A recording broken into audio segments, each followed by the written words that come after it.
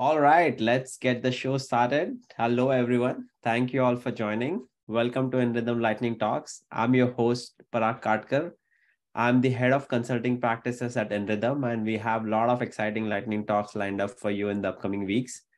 Our lightning talks are hosted every Thursday at 5:15 p.m. Eastern Time, and each week, one of our practice area consultants shares their knowledge on the evolving trends in the industry that will keep you learning and growing in your careers. And this week, James Putman, who is a senior DevOps engineer at InRhythm, is going to go over how to automate cloud infrastructure with Terraform.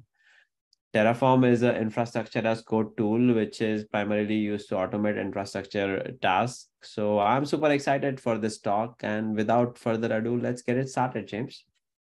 All right. Thank you very much, Parag. All right. So happy Thursday, everybody. Like Parag said, I am James Putman here at InRhythm. I'm a DevOps engineer. And today we're going to talk about Terraform. All right. Give you a quick overview of of our journey here today. We're going to start out talking about infrastructure as a code, just kind of give a brief dive into what it is. Then we'll move into talking about Terraform. What is Terraform? How does it work? Why should you use it? Why should you care about it? Then we'll have a little demo of Terraform in action. We'll then cover some best practices to use, out in the field. Some similar tools. We're going to compare it to some other tools that are out there. And then I'll also provide some links towards the end, and we'll finish it up with any questions that anybody has. All right. So first off, we kind of need to know what infrastructure as a code is, because that's kind of what Terraform is. It is a tool that basically automates your infrastructure. So we have a little snippet up here from Red Hat, basically saying that infrastructure as a code is managing provisioning of infrastructure through code instead of through manual processes. So what does that mean? So if we think about back in the day, whenever the IT department needed to get a service together, they needed to set up specific environments for developers to use, service buses, databases, things of that nature. There's a lot of human error involved. Of course, everybody's familiar with software. Unfortunately, we can only do so much. Software is only as good as the ones writing it, pretty much, and that kind of translates into setting up infrastructure as well. You kind of have templates of how you want to set things up, but things can happen over time that kind of take these items out of their original state. And so in a way to help prevent this from happening, to make sure that we don't have configuration drift or anything like that, infrastructure as a code came along. And what this helps is it speeds up the deployment process. So normally, you'd have a team of maybe like 5 or 6 folks setting things up, and that could take anywhere from a week, 2 weeks, and that's time, and time equates into money. So not only is it fast, but it is cost effective as well. Another added benefit of using infrastructure as code is it is version controlled. So much like software, where you have a central repository for your code where you can collaborate, where you can check back on old versions to see what happened. You can do the same thing with infrastructure as code. It's idempotent, so you can basically expect the same result each time that you run it. So you basically find your sweet spot, and you can redeploy that sweet spot with a click of a button. And scalability, that's another added benefit. As software companies and enterprises become larger, user bases become larger, and that can put a strain on the system. But with infrastructure as a code, you can design it in a way that it scales to meet those that added all those additional workloads that can come with expanding as a company. So now that we've covered what infrastructure as code is, let's talk about Terraform. So Terraform is an open source infrastructure as code tool developed by HashiCorp.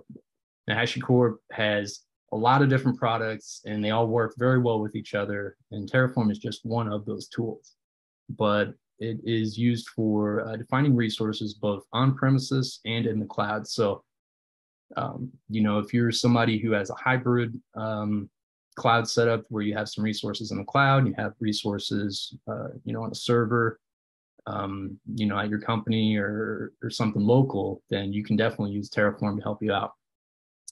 Terraform itself is written in Golang, so it's written in Go. If you're familiar with Go, it is open source as well. So for anybody that enjoys contributing to open source projects, this is a perfect area to work on things and help improve the product overall.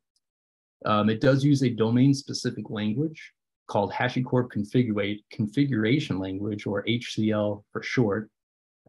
This is a little bit of a learning curve, but it's fairly readable. I know sometimes developers, don't like learning a new language, but at the same time, you kind of weigh the costs and, the pros and cons of it, learning a new language, but with the added ability of being able to deploy, all of your infrastructure with the click of a button, I think that's pretty good handoff there. But boils down to the workflow consists of 3 steps. So we write our infrastructure out. So we define it within our configuration files. We then plan it. Terraform plan will basically make your infrastructure, and then we apply it. And this basically takes care of provisioning your infrastructure and updates the state file, which we'll take a look here in a little bit. But this is pretty much it in a nutshell. I mean, of course, there's a lot more stuff behind the scenes going on, but writing it, planning it, applying it, it's pretty straightforward. Down here at the bottom, I did make a little note. If you are not comfortable with learning another language, you can use JSON with Terraform. It's recommended to use HCL, but if you want, you can use JSON along with it. How does it work? So this is kind of a high overview of it. I mean, I could talk for a while about the nitty gritty and all the details, but we don't have a whole lot of time tonight. So it kind of breaks down into 2 parts. You have core and providers. So Terraform core kind of takes care of building a lot of it, current state, desired state for provisioning. So whenever you start writing your configuration file, and then you start applying it, Terraform is basically going to look at your current state, what resources are currently available, what configuration, what kind of configuration is currently being used. And then it's going to say, what do we want it to be? And it will take care of the rest. Because it is declarative, you don't really have to worry about a whole lot of the nitty gritty. You can just say, like, I want it to do this. You plug it in and run it, plan it, and it's good to go. The providers section. So the providers tell Terraform where provisioning takes place. And so the provider portion of Terraform, there's a lot of different providers, AWS, Azure, Google Cloud, Oracle, and this kind of takes care of the client-specific details. So now that we've talked about how it works, let's talk a little bit of why we should use it. So, like I was mentioning in the previous slide, it's got a lot of providers. So some of the big names: AWS, Azure, Google Cloud, Oracle, tons of providers. Because this is open source, more providers are being added all the time. And it aids in helping to manage all the different types of resources and services. And because it's cloud agnostic, which means that it can be used, across multiple different cloud platforms, it makes for very useful scenarios, especially with companies that do span multiple cloud platforms, for redundancy. Say one of your data centers goes down in AWS, you can easily spin something up in Google Cloud or in Azure. And it is very rich and mature in documentation and its user base. So 2014, I believe, is whenever Terraform came out. And it definitely the time between now and then definitely shows how much they have grown with their documentation and user base. Tons of good resources out there, articles, blogs, and the documentation is really good. I know as a developer and DevOps engineer, I love reading good documentation, and I'm sure other folks are along the same lines as me, that, you know, when you find a product that has good documentation, that's usually something you want to stick with because it makes working with it so much easier. And it is one of the most popular infrastructures and code tools because of that. But, you know, there are some cons. There is a little bit of a learning curve, like I mentioned earlier, with learning HCL. There are some features locked behind enterprise plans, but, you know, that kind of weigh in the pros and cons as well. You know, if you're going to be using it for a small company, chances are you don't really have to dive into the enterprise level of things. But if you are an enterprise and you are looking to take advantage of those options, you know, it's definitely there, and I would highly recommend it. So rolling back, delete, and redeploy. It's for the resources that are deployed by Terraform, you do have to do Terraform destroy and kind of rebuild it back up. So that is a little bit of a drawback. Takes a little bit more time, and it is a little difficult to debug.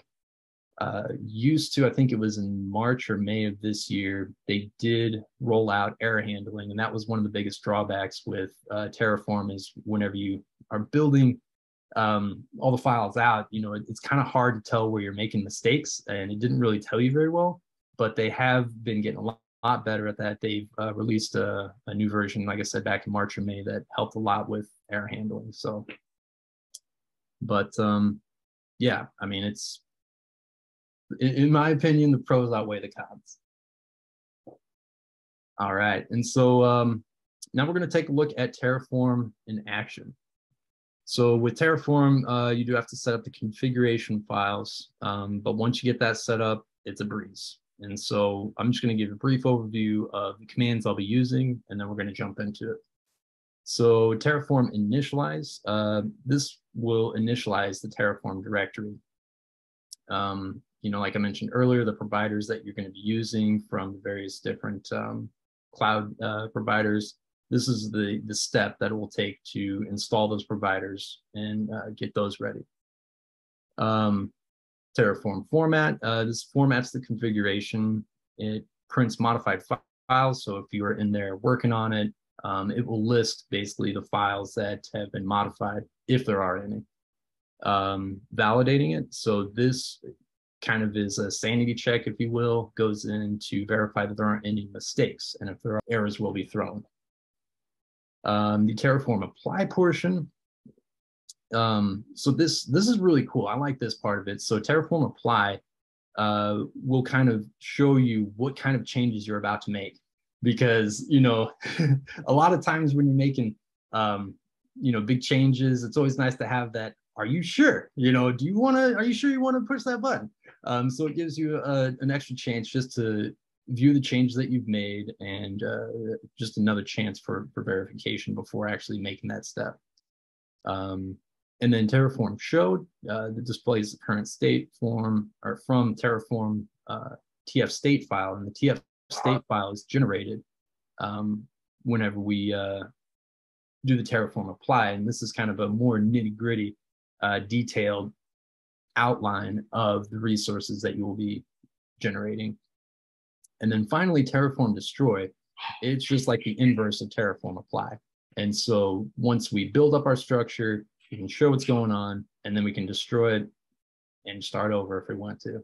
So I'm going to jump over here into my other screen and take a look at our directory here. So our main TF file is where we're defining our resources. So we have our Terraform block here. When we're kind of going over our providers. So for this example, we're going to be using AWS, and the version for this provider is 4.16, and the required version for this up here is 1.2. We're going to be making an EC2 instance, and this EC2 instance is going to be in US West 2. The instance type is going to be T2 micro, and the AMI that we're going to be using is 830C94E3. So let's get started. All right, so we're going to do Terraform init. And so this is initialing, all right, initializing. So we have been successfully initialized. I'm going to validate it real quick.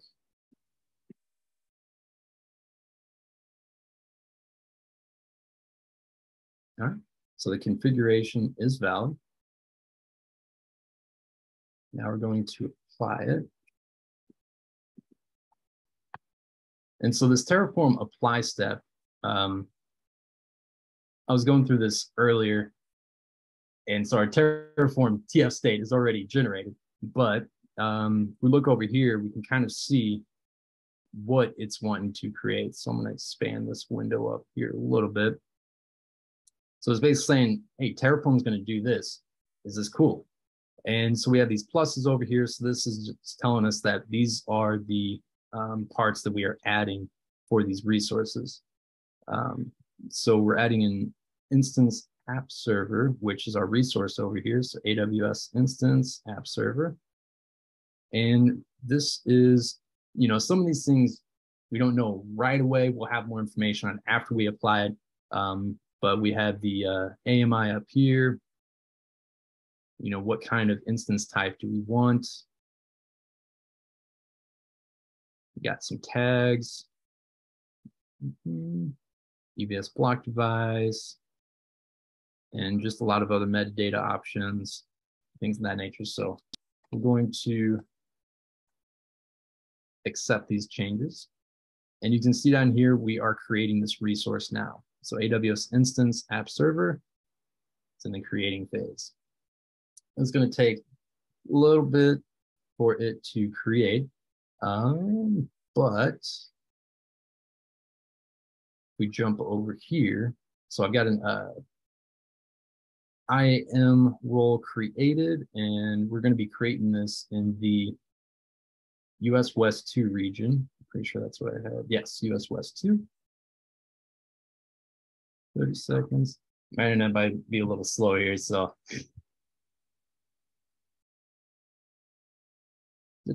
All right. So apply complete, resource 1 added, 0 changed, 0 destroyed. So if we come over here, and we can see that our instance is up and running. And if we click on this, we can go down here to check the AMI ID, 830C94E3. Check here, and that is the AMI that we created. And so now for this part of the demo, I'm going to change up the AMI. Just kind of show you how easy it is to update it real quick. So we're going to save this file.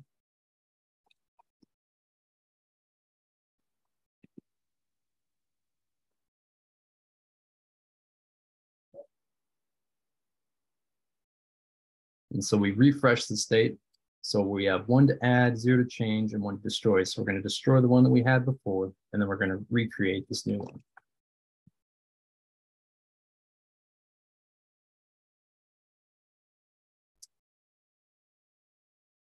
And if we come up here, we can see that, you know, we have some minuses in here. So the areas that will be removed. We can also see that, you know, some of our information has been filled in from our previous Terraform applies. So I don't know if you remember before, we had a lot of this not known after apply, but these are the values that were generated from our first apply. All right, so we've destroyed that one. Destruction complete after 31 seconds, creating. And so if we come back here to AWS and we do a refresh. All right, so our instance that we had prior to this is destroyed, and we're in the process of creating the new EC2 instance here.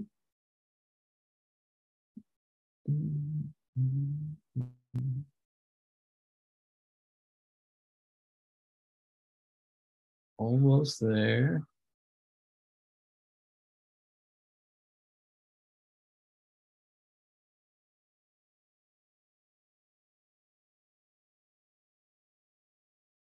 All right, so apply is complete. You see down here, resources, we had 1 added, 0 have been changed, and 1 was destroyed.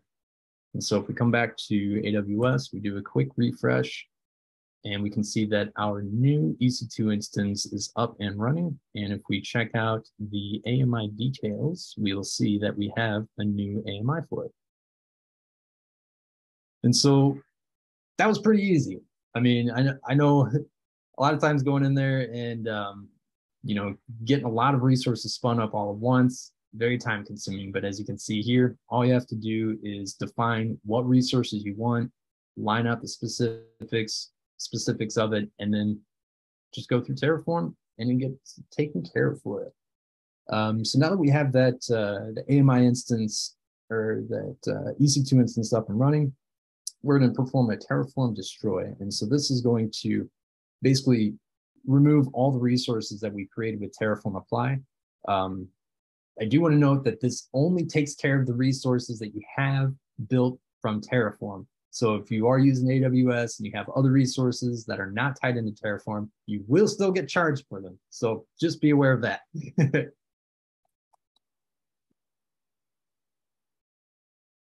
All right, so we're going to do Terraform destroy, and this is going to, like I was saying earlier, it's the inverse of the Terraform apply. So it will give you a preview of what is going to be destroyed. And again, we can see that all of our information has been filled up from the creation of it earlier. And it will be saying, it's saying that we're basically destroying it. And that's what these red dashes indicate here. So we see that all these, everything here is going to be removed. And so we do want to do this. Enter yes. And it's going to take a little bit to destroy that.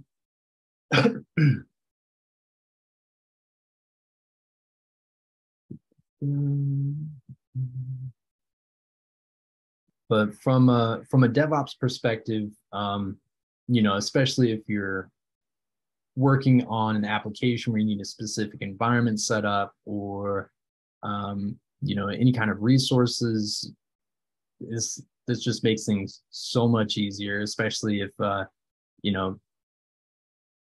if you have, I don't know, there's so many different applications for this. It's I love it. It's cool. All right, so we have complete resources, 1 destroyed.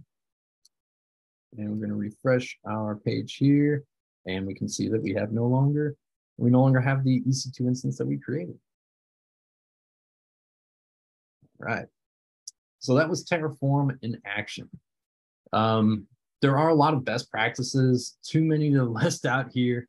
I did include a link at the end of this for a couple pages that I found for some best practices, but a lot of best practices for Terraform kind of also apply with software development in general, because infrastructure as a code follows a lot of the same guidelines. We're going to see a lot of the same, best practices from software in using Terraform as well. So for instance, including a README. So the different modules, as you develop them, be sure to include READMEs for them. So these different modules, they can be used interchangeably. If you have, something for an EC2 instance, or if you had something for a load balancer, but they're set up in specific ways, make sure that you include information on how they're set up and what use cases they're useful for. Because especially as you start getting in more mature companies, enterprises, they start piling up, and it will be hard to keep track of them, especially if you're working with larger teams, people changing companies, coming in, coming out. It's very helpful when you start somewhere or learning something new to have those READMEs and know how to use it. Creating logical groupings for resources with their own files and descriptive names. Network Terraform, instances.terraform, or load balancer.tf, these are very descriptive. It's self-describing, so be sure to create logical groupings and descriptive names. Any additional documentation aside from READMEs, just create an additional directory called docs and just throw all your documentation in there. Again, referring back to that first bullet point, documentation is very helpful. It's just because you don't need it right now, people down the road coming in, learning things will be very helpful for them, and they will be very appreciative. Adopt naming conventions. These are, things that are kind of agreed upon within, your company, within your dev team. As long as everybody's on the same page, that's fine. But just make sure that you do have some sort of naming convention to avoid confusion. Variables. So variables, you definitely want to make sure you keep track of those and keep them in a variables.tf file and add descriptions as well. It can get kind of hairy as projects do expand, keeping track of what variables go to what, where they're supposed to be used, what they do. In addition to the documentation, it just makes things so much easier. Limit the use of custom scripts. So at a certain point, you have a hammer, and then, you're using this hammer as a screwdriver, or you're using it as a can opener. You can get kind of out of hand whenever you start writing custom scripts, when you start going down the rabbit hole too much. So be sure you're using the tools the right way. Custom scripts are nice for one-off scenarios or specific use cases, but it can get out of hand fast, and then you're just tracking down bugs within scripts that you shouldn't have in the first place sometimes. So yeah, be careful with the use of custom scripts. If they are needed, be sure to create a directory for it. Helper scripts are, of course, very helpful, as the name implies.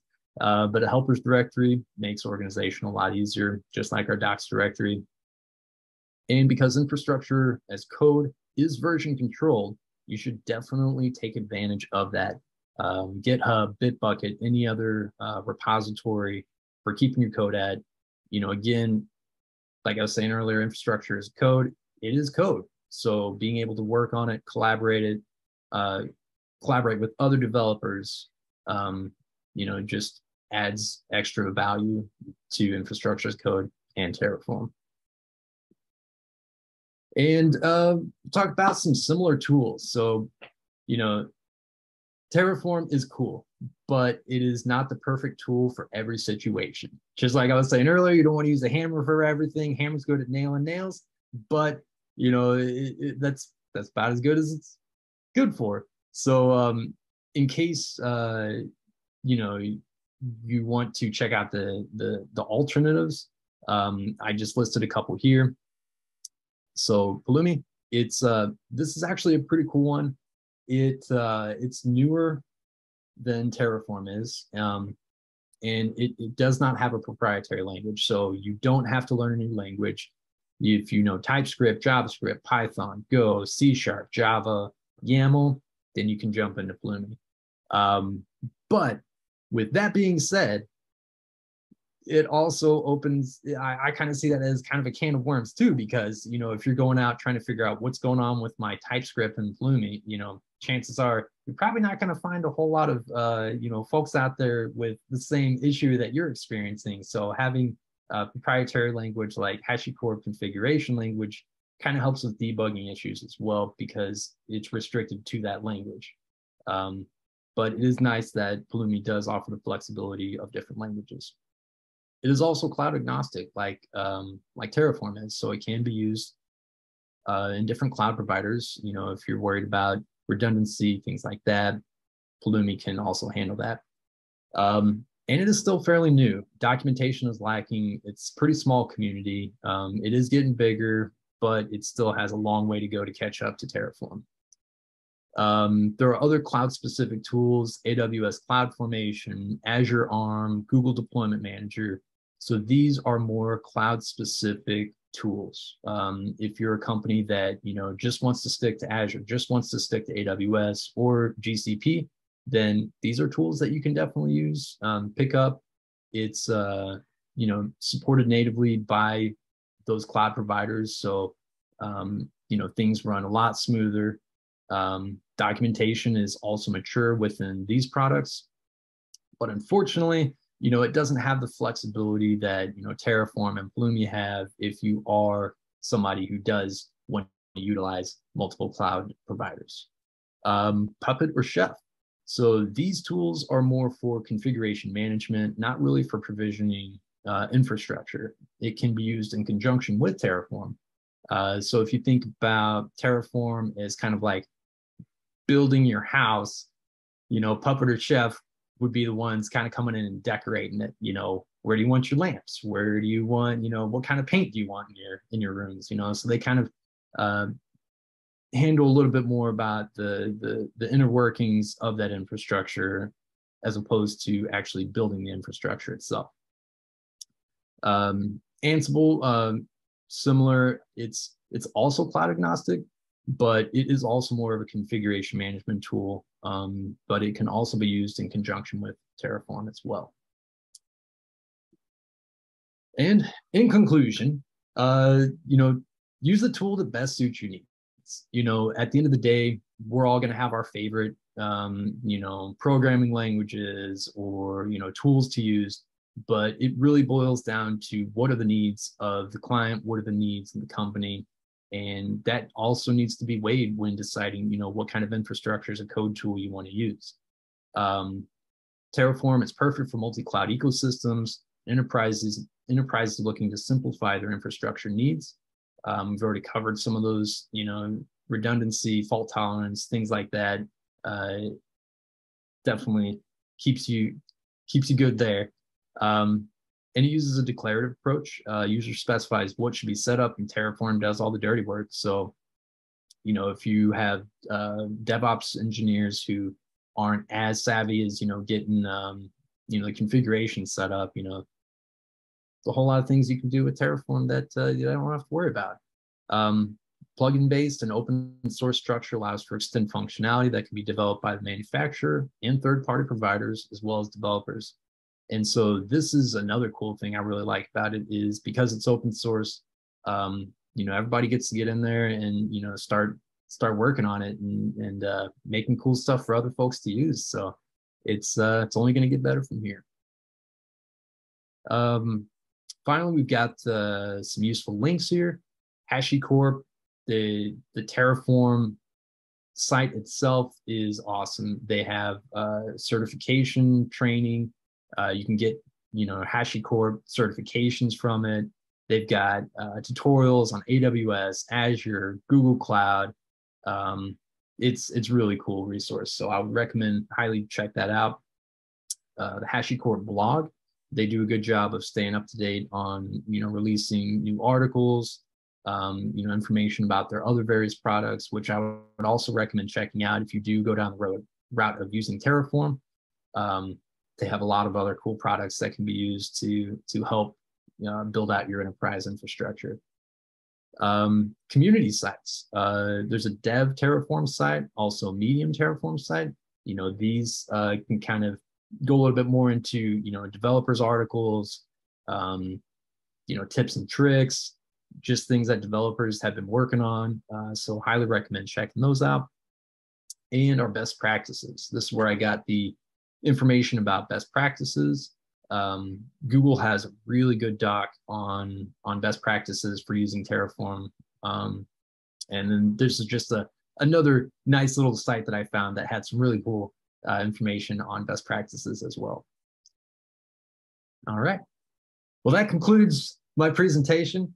Hope I didn't put you all to sleep there. But if anybody has any questions, I'd like to take this time to answer them.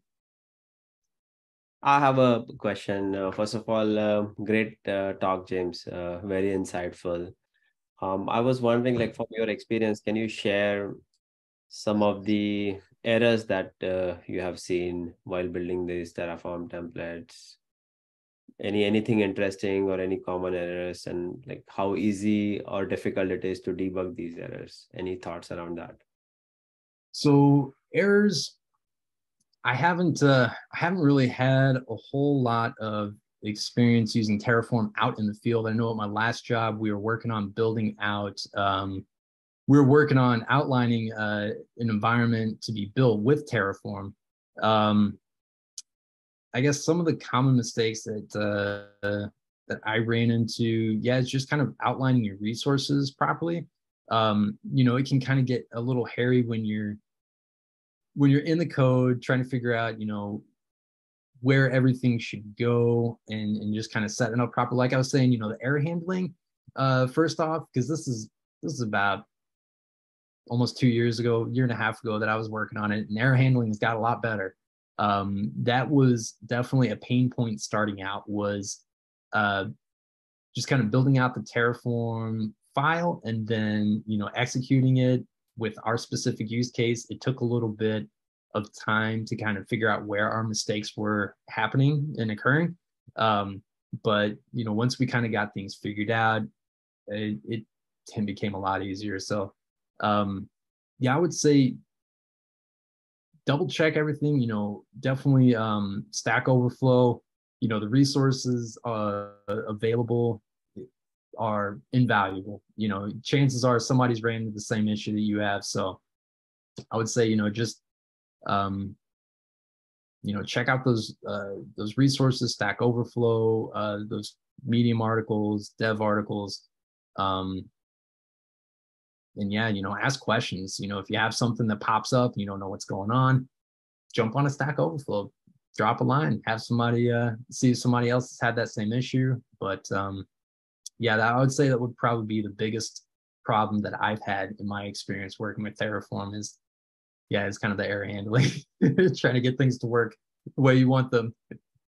Yeah, I asked the question because I think it was 2.5 years ago, we were doing cloud transformations. First for NASDAQ, we did a transformation for them that was on Azure. And then for a healthcare company, Admina Health, we did a AWS transformation. And Toph was there with me on that project. And we were using Terraform at that time. And then I personally was struggling with some of the errors and all. Any experience, Toph, you want to share? I know you also have worked a lot on Terraform since then. Yeah, great talk, James. I think you covered a lot of the important points. One common issue I've seen when working with Terraform, especially for an enterprise, is that the state file, when you have for a large organization, when there's hundreds of developers working on a single cloud provider, for example, Azure, the entire infrastructure, the state of the infrastructure needs to be maintained in a single state file. If different developers from their local machine are attempting to modify the state, you'll always run into conflicts, basically saying that the state file is out of date. This person has some resource already provisioned and you're trying to create something on top of it, or there's namespace collisions or anything of these kind. But to resolve that issue, what we ended up having to do is instead of attempting to run Terraform from our local machines, we ended up using a CI/CD pipeline to centralize the Terraform state file. So there's a single state file living somewhere, and all developers will basically be updating that single state file. I know this is a common problem that happens in the industry. Nice. Thanks for that insight, Tosh. Yep. Cool. Anyone else? Any other questions? Let's wrap it up. Thanks again, James. Excellent talk. And as a reminder to you all, we do these lightning talks every Thursday at 5:15 p.m. Eastern time.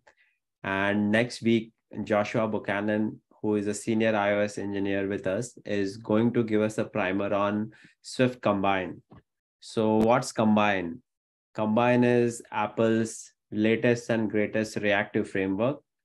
It provides a declarative Swift API for progressing values over time. It basically gives you an ability to customize the handling of asynchronous events. It helps you to move away from things like delegate patterns, closures, callbacks, completion handlers, moving to a reactive pattern with promises, which are pretty common in other languages. And I'm really looking forward to this talk. Make sure you mark your calendar for next week. Thank you all once again for joining. Have a wonderful evening, and I'll see you all next week.